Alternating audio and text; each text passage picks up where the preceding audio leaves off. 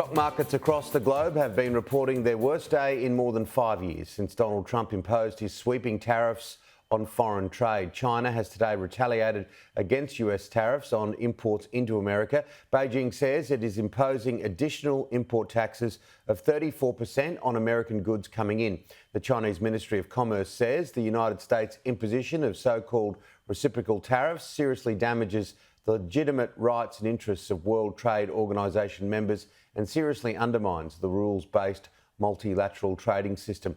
In response, Donald Trump says China played it wrong. They panicked. The one thing they cannot afford to do. That is Donald Trump speaking. The US president is also pressuring the chair of the US Federal Reserve, Jerome Powell, to lower interest rates, claiming now would be a perfect time. Mr. Powell responded today, warning of challenging conditions from the bigger than expected tariffs. While uncertainty remains elevated, it is now becoming clear that tariff increases will be significantly larger than expected. And the same is likely to be true of the economic effects, which will include higher inflation and slower growth. The size and duration of these effects remains uncertain. While tariffs are highly likely to generate at least a temporary rise in inflation, it's also possible that the effects could be more persistent. Let's get more on this story from David Blevins in Washington, D.C.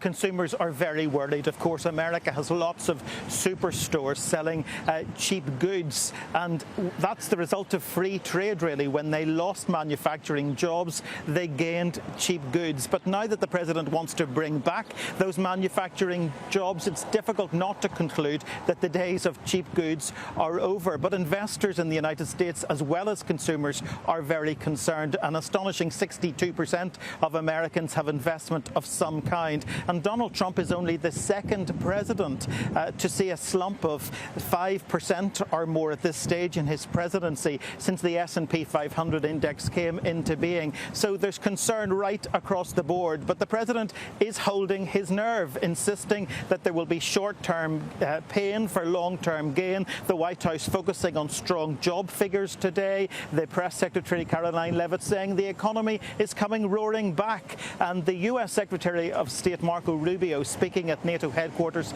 in Brussels, said America is no longer the government of the world. Things have changed and markets will adjust. This is what he had to say. Markets are reacting to a dramatic change in the global order in terms of trade. And so what happens is pretty straightforward. If you're a company and you make a bunch of your products in China, and all of a sudden shareholders or people that play the stock market realize that it's going to cost a lot more to produce in China, your stock is going to go down. But ultimately, the markets, as long as they know what the rules are going to be moving forward, and as long as that's set and you can sustain where you're going to be, the markets will adjust. Businesses around the world, including in trade and global trade, they just need to know what the rules are. Once they know what the rules are, they will adjust to those rules. The president is so unconcerned by the global fallout to his tariffs announcement. He's already playing golf for the weekend in Florida. But on his way there, he said anyone who wanted to negotiate would have to come up with something phenomenal, but then appeared to open the door to negotiation, specifically with China, suggesting that China may want to think about granting permission for the sale of TikTok to a non-Chinese buyer before tomorrow's deadline. So clearly there is some room for manoeuvre there. He has repeatedly likened his tariffs approach to surgery on a patient, saying the patient is now healing and is in good shape. There clearly has been a setback for the patient overnight, but the president remains undeterred and insists the prognosis is good for the markets and for consumers in the longer term.